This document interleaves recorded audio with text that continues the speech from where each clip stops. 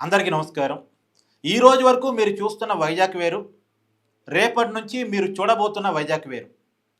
వైజాగ్ రూపురేఖలు పూర్తిగా మారిపోబోతున్నాయి. రాబోయే 10-15 సంవత్సరాల తర్వాత వైజాగ్ అనేది ఒక విశ్వనగరంగా మారి భారతదేశంలోనే ఇన్కమ్ జనరేషన్ సిటీస్లో వన్ ఆఫ్ ది బెస్ట్ సిటీగా మారే అవకాశం చాలా క్లియర్గా కనపడతా ఉంది. దానికి పునాదులు పడుతున్నాయి.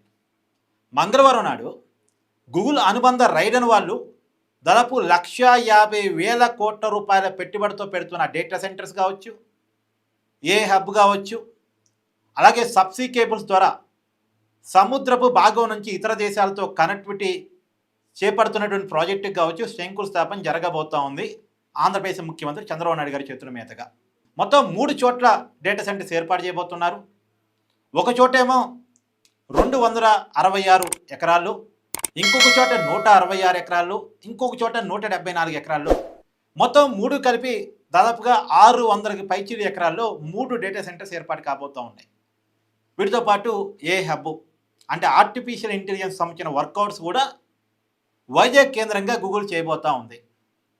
డేటా సెంటర్స్ అంటే ఇప్పుడు నేను యూట్యూబ్లో వీడియో చేస్తున్నాను. ఈ వీడియోని యూట్యూబ్ వాళ్ళు డేటాగా వాళ్ళు స్టోర్ చేసి ఉంచుతారు. ఇవాళ మీరు చూడగలుగుతున్నారు నా వీడియో అంటే ఇవాళే కాదు, ఒక వారం తర్వాత చూడొచ్చు, 10 రోజుల తర్వాత చూడొచ్చు, సంవత్సరం తర్వాత చూడొచ్చు. ఇప్పుడు నాకు సంబంధించినటువంటి ఈ డేటా మొత్తం, నా వీడియో డేటా మొత్తం కూడా స్టోర్ అయ్యి ఉంటుంది యూట్యూబ్లో. యూట్యూబ్ వాళ్ళు స్టోర్ చేసి ఉంచుతారు. మీరు ఎప్పుడు సెర్చ్ బటన్లో సెర్చ్ కొట్టుకొని నా వీడియోని చూడొచ్చు. అలా గూగుల్ వాళ్ళు డేటాను స్టోర్ చేసే ప్రాజెక్టు వైజాగ్ కేంద్రంగా పెట్టుబడి పెడుతున్నారు. అది మాత్రమే కాదు, డేటా ట్రాన్స్ఫర్ కోసం వైజాగ్ నుంచి సబ్సీ కేబుల్స్ ద్వారా ఇతర దేశాలతోటి కనెక్టివిటీ ఏర్పాటు చేసుకుంటున్నారు. ఏ హబ్ను కూడా పెడుతున్నారు. దీనివల్ల ఇప్పుడు శంకుస్థాపన జరిగిన తర్వాత 2028 లోపు నిర్మాణం పూర్తి చేయాలని టార్గెట్. 2025 నుంచి పనులు స్టార్ట్ చేయాలని.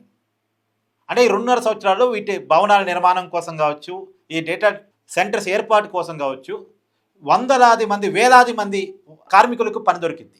తర్వాత ఈ డేటా సెంటర్ నిర్మాణం పూర్తయిన తర్వాత లక్షలాది మందికి, అంటే డైరెక్ట్ 1,00,000కి పైగా వ్యక్తులకు డేటా సెంటర్ వాళ్ళు కావచ్చు, ఏ హబ్ వాళ్ళు కావచ్చు, డైరెక్ట్గా ఇండైరెక్ట్గా ఉపాధి దొరికిద్ది అనేది ఒక అంచనా. సో ఇది గూగుల్ డేటా సెంటర్ రావటం అనేది, ఇది గూగుల్ డేటా సెంటర్ అనేది పక్కన పెట్టేస్తే ఇది ఒక ఎకనామిక్ కారిడార్గా ఉపయోగపడుద్ది. ఇప్పుడు గూగుల్ డేటా సెంటర్ని చూపిస్తూ మన వాళ్ళు ప్రమోషన్ చేసుకొని ఇతర డేటా సెంటర్స్ కావచ్చు, ఇతర కంపెనీలు కావచ్చు, ఇతర ఏ హబ్స్ కావచ్చు ఆకర్షిస్తారు. ఆల్రెడీ ఇతర కంపెనీలు కూడా వైజాగ్ కేంద్రంగా పెట్టుబడి పెట్టడానికి ముందుకు వస్తున్నాయి. ఎందుకంటే గూగులే వస్తుంది కదా, ప్రపంచంలో నెంబర్ 1 సంస్థ గూగులే. వైజాగ్ కేంద్రంగా పెట్టుబడి పెట్టిన తర్వాత మిగతా ఆటోమేటిక్గా వస్తాయి. మీకు గుర్తుందా, హైదరాబాద్లో మైక్రోసాఫ్ట్ వాళ్ళు పెట్టుబడి పెట్టారు. 1996లో చంద్రబాబు నాయుడు గారు ముఖ్యమంత్రి అయిన తర్వాత ఐటీ ఇంపార్టెన్స్ని గుర్తించి హైదరాబాద్ని ఐటీ హబ్గా మార్చడానికి అవకాశం ఉందన్న విషయాన్ని గుర్తించి హైదరాబాద్కు ఉన్నటువంటి బలాన్ని ఆయన కనిపెట్టి ఎవరిని డిస్టర్బ్ చేయకుండా కొండల గుట్టలని తవ్వేసి ఒక నగరంగా మార్చి అక్కడ పెట్టుబడులు తీసుకొచ్చేసి అప్పటికే ఉన్న హైదరాబాద్ని డిస్టర్బ్ చేయలే. కొత్త హైదరాబాద్కి అనుసంధానంగా కొత్త నగరాన్ని నిర్మించేసి ఆ రోజు హైటెక్ సిటీ భవనాన్ని ఆయన నిర్మించి ఐటీ కంపెనీని ఆకర్షించి ఒక మైక్రోసాఫ్ట్ పెట్టుబడి పట్టుకొచ్చారు చంద్రబాబు నాయుడు గారు. ఆ మైక్రోసాఫ్ట్ కంపెనీ తర్వాత దాన్ని చూసి పొలోమని ఐటీ మార్కెట్ అంతా హైదరాబాద్కి వచ్చింది. ఇవాళ లక్షలాది మంది హైదరాబాద్లో ఐటీ ఉద్యోగాలు పొందుతున్నారు. అంటే డైరెక్ట్గా ఇండైరెక్ట్గా లక్షలాది మంది కుటుంబాలు ఉపాధి పొందుతున్నాయి ఐటీ వల్ల. ఇవాళ మొత్తం తెలంగాణ ఆదాయం అంతా 60% హైదరాబాదే ఇస్తుంది. ఈ ఐటీ కారిడార్ ప్రాంతమే ఇస్తుంది. ఇది నిజంగా ఒక అద్భుతం కదా. ఆ రోజుల్లో చంద్రబాబు నాయుడు గారిని కంప్యూటర్ కూడిపెట్టిద్దా, కంప్యూటర్ మీద ఈయన పడ్డాడేంటి అసలు అని విమర్శించిన వాళ్ళు ఉన్నారు. కానీ ఇలా కంప్యూటర్ సంపదను కూడబెడుతుంది. ఇవాళ చంద్రబాబు నాయుడు గారిని వ్యతిరేకించే రాజకీయ ప్రత్యర్థులు కూడా చంద్రబాబు నాయుడు గారి విజన్ గురించి పోడుతారు. కేటీఆర్ ఎన్నిసార్లు చెప్పాడు, మొన్న మధ్య కూడా ఎప్పుడో చెప్పినట్టున్నారు కదా. ఆ రోజుల్లో విజన్ 2020 అంటే అది అర్థం కాలే. కానీ ఇవాళ విజన్ 2020ని మనం అనుభవిస్తున్నాం. హైదరాబాద్లో ఉన్న వాళ్ళంతా డిగ్రీ చదువుకొని వస్తే, ఇంజనీరింగ్ పూర్తి చేసుకొని వస్తే చిన్నదో పెద్దో ఏదో ఒక ఉద్యోగం హైదరాబాద్ దొరికింది అనేటువంటి ఒక కాన్ఫిడెన్స్ ఏదైతే ఉందో తెలుగు రాష్ట్రాల్లో ఉన్నటువంటి చాలామంది యువత, నాట్ ఓన్లీ తెలుగు రాష్ట్రాలు, దేశవ్యాప్తంగా ఉన్నటువంటి యువత ఏదో ఒక పని చేసుకోవడానికి హైదరాబాద్కి వస్తున్న పరిస్థితి. అలా నగరాలు మరింత పెరగాల్సిన అవసరం ఉంది, దానివల్ల ఉపాధి అవకాశాలు పెరిగే అవకాశం ఉంది అని ఇప్పుడు చంద్రబాబు నాయుడు గారు ఒకవైపు అమరావతి, ఇంకోవైపు వైజాగ్, ఇంకోవైపు రాయలసీమలో కూడా మ్యానుఫ్యాక్చరింగ్ యూనిట్స్ ఇలా అభివృద్ధి వికేంద్రీకరణగా పనిచేసుకుంటూ పోతున్నారు.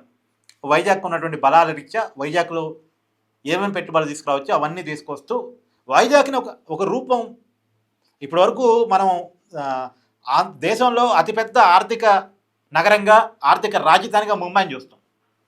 ఆ ముంబైని తలదన్నే నగరంగా వైజాగ్ని మార్చడం కోసం జరుగుతున్న ప్రయత్నాలు అద్భుతం. ఇలా గూగుల్ డేటా సెంటర్ లాంటి వాళ్ళు వచ్చినప్పుడు దేశంలో చాలా రాష్ట్రాలు ఉన్నాయి, ఆహ్వానిస్తున్న రాష్ట్రాలు. సముద్ర తీర ప్రాంతం కలిగిన చాలా నగరాలు ఉన్నాయి. కానీ బాబు గారు తన బ్రాండ్ని వాడుకున్నారు, లోకేష్ గారు తన ప్రయత్నాలు చేశారు, మొత్తానికి వైజాగ్ పట్టుకొచ్చారు. కానీ దీన్ని కూడా వ్యతిరేకించే వాళ్ళు ఉన్నారంటే ఉన్నారు. అసలు గూగుల్ డేటా సెంటర్ వల్ల ఉద్యోగాలు రావని, డేటా సెంటర్కి ఏముంటుంది, 2 సెక్యూరిటీ ఉద్యోగాలు తప్ప ఏముంటాయని వెక్కిరించిన వాళ్ళు ఉన్నారు. తర్వాత వాళ్ళే మనసు మార్చుకొని రియాలిటీని గమనించి లేదు ఉద్యోగాలు వస్తాయి, ఇది ఒక ఎకనామిక్ క్యారిడార్ అవుద్ది అని చెప్పారు. కానీ ఎక్కడో మనసులో విషయాన్ని మాత్రం దాచుకొని ఇవాళ కూడా వాళ్ళ పేపర్లో భూసేకరణ చేసిన తర్వాత రైతులకి పరిహారం ఇవ్వలేదని, పరిహారం ఇవ్వకుండానే శంకుస్థాపన చేస్తున్నారని వార్త రాశారు. సరే, పరిహారంలో లేట్ ఉంటే దాన్ని ప్రశ్నించడం వేరు, కానీ ప్రశ్నించడం ఆధారంగా గూగుల్ డేటా సెంటర్ని ఆపాలని కోరుకోవడం వేరు. ఎందుకంటే గూగుల్ డేటా సెంటర్కి భూములు ఇవ్వటం మీద కూడా కోర్టులో కేసులు వేసిన ఘనాపాటి వాళ్ళు, గూగుల్ డేటా సెంటర్ మీద మొదటి నుంచి విషం జిమ్ముతున్న వాళ్ళు కదా. భూములు ఇవ్వకుండా అయితే కంపెనీలు రావు కదా. ఇలా ఆ రోజు మైక్రోసాఫ్ట్ వచ్చింది, ఆ రోజు మైక్రోసాఫ్ట్కి భూములు ఇవ్వటం మీద తిట్టిపోసారు. కానీ దాని తర్వాత వచ్చిన ఐటీ కంపెనీలు ఎన్ని, ఇలా హైదరాబాద్లో క్రియేట్ అయిన ఐటీ ఉద్యోగాలు ఎన్ని, దానివల్ల ఎంతమందికి డైరెక్ట్గా ఇండైరెక్ట్గా ఉపాధి దొరుకుతుంది. ఇలా హైదరాబాద్ బ్రాండింగ్ ఎంత పెరిగింది, ప్రపంచంలో వన్ ఆఫ్ ది బెస్ట్ సిటీగా హైదరాబాద్ ఎలా మారింది, ఇండియాలో one of the income generation best సిటీగా హైదరాబాద్ ఎలా మారింది మనం కళ్ళ ముందు చూస్తున్నాం కదా. ఇవాళ తెలుగు యువకుల బెస్ట్ ఆప్షన్ హైదరాబాద్ కదా ఉపాధి కోసం.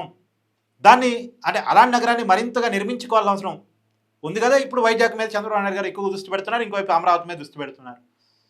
సో నిజానికి వైజాగ్ అనేదండి ఇప్పుడు నిజంగా చెప్తున్నటువంటి ఇన్వెస్ట్మెంట్స్ అన్నీ ల్యాండ్ అయ్యి అనుకున్నది అనుకున్నట్టుగా జరిగితే, మొన్న మధ్య స్టీల్ అది కూడా ఇవన్నీ కూడా one of the one complete అయిపోతాయి. శంకుస్థాపన చేసిన కంపెనీలు ఓపెనింగ్ అయిపోతే, ఎంఓయూలు కుదిరిన కంపెనీలు ల్యాండింగ్ అయిపోతే, భోగాపురం ఎయిర్పోర్ట్ కూడా తొందరలో అందుబాటులో రాబోతూ ఉంది.